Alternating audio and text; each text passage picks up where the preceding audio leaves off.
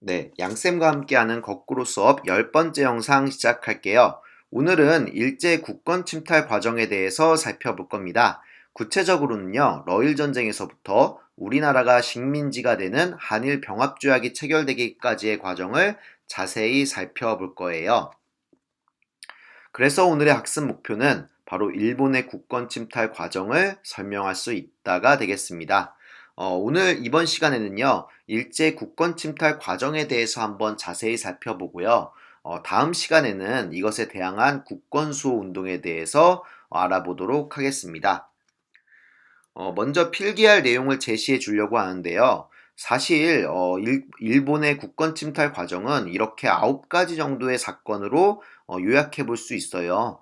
그런데 이렇게 9가지나 되는 사건을 제시하다 보면 학습할 내용도 너무 많고 여러분도 시험을 준비하는데 너무 고생스러울 것 같아서 과감하게 확 줄이겠습니다. 러일 전쟁, 을사조약, 고종 강제퇴위, 그리고 한일 병합조약 이 네 가지 사건을 중점적으로 살펴보면서 일본의 국권 침탈 과정을 살펴볼 거고요. 여러분은 각각 러일 전쟁의 결과, 을사조약의 내용, 고종 강제퇴위의 계기에 주목해서 이번 영상을 시청해 두도록 하세요. 그리고 필요한 내용은 수업 일기에다가 이 네 가지 사건과 함께 필기해 두면 됩니다. 그리고 한일 병합조약과 관련해서는요, 오늘 이번 영상에 대한 댓글용 핵심 질문을 수업 끝날 때 제시하도록 하겠습니다.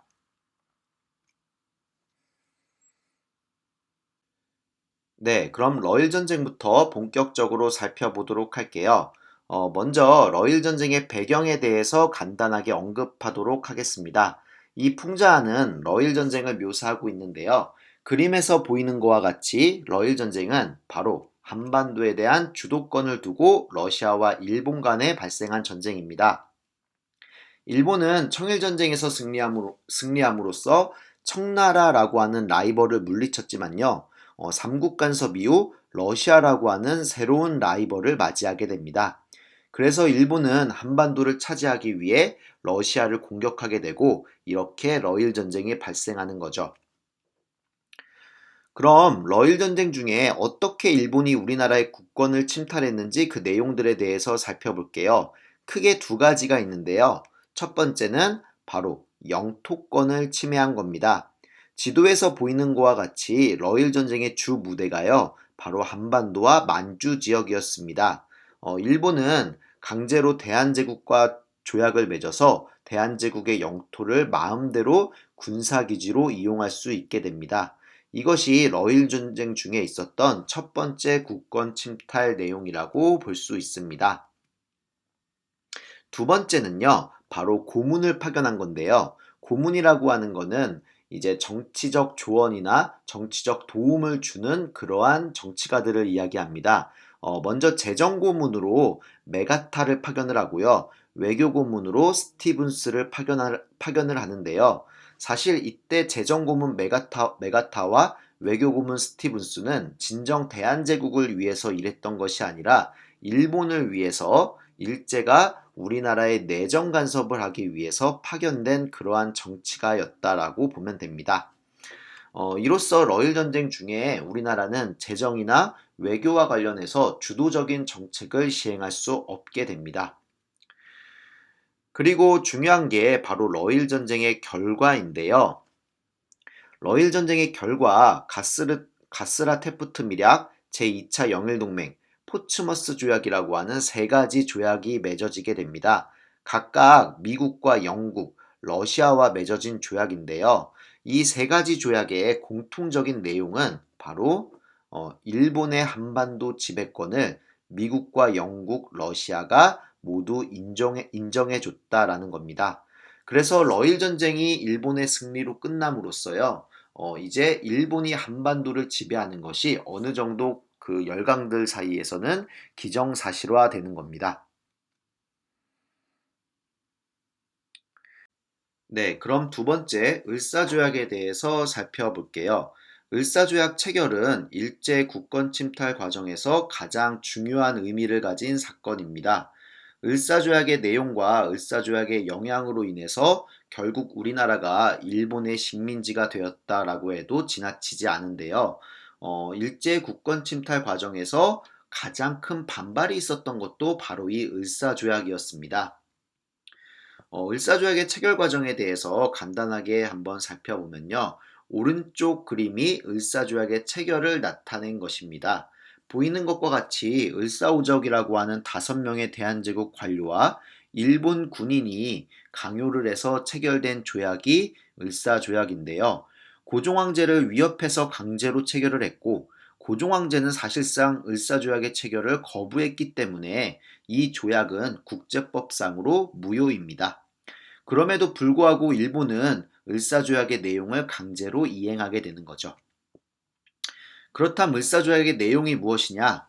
바로 대한제국의 외교권을 강탈해 간 게 을사조약입니다. 을사조약으로 인해서 우리나라는 국가의 가장 핵심적인 권리라고 할 수 있는 외교권을 빼앗기게 되는 거죠. 그리고 통감부가 설치가 돼서 우리나라를 이제 지배함으로써 사실상 우리나라는 외교권도 빼앗기고 그리고 일본의 보호국화되는 겁니다. 이 을사조약으로 내정과 외교가 완전하게 일본에게 장악당하게 되는 거죠. 네, 세 번째 고종의 강제 퇴위에 대해서 살펴볼게요. 고종은 일본에 의해서 강제로 황제 자리에서 물러나게 되고요. 고종의 아들 순종이 일본에 의해서 즉위하게 되는데요. 이 고종의 강제 퇴위는요, 사실상 대한제국의 종말을 고한 사건이기도 합니다. 고종이 강제 퇴위되게 된 계기에는요, 을사조약과도 관련이 있는데요. 고종이 을사조약의 무효를 알리기 위해서 네덜란드 헤이그에서 열리는 만국평화회의에 헤이그 특사로 이준, 이상설, 이휘종을 파견하게 됩니다. 여기서 을사조약의 부당함을 호소하고 일본의 침략적 행위에 대해서 많은 나라들에게 알리고 도움을 얻으려고 하지만 결국 일본의 방해로 실패를 하게 됩니다. 일본은 고종이 자신들이 우리나라를 식민지화 시키는데 방해된다라는 것을 깨닫게 되고 고종을 강제로 퇴위시키고 그의 아들을 허수아비 황제로 즉위시키게 되는 거죠.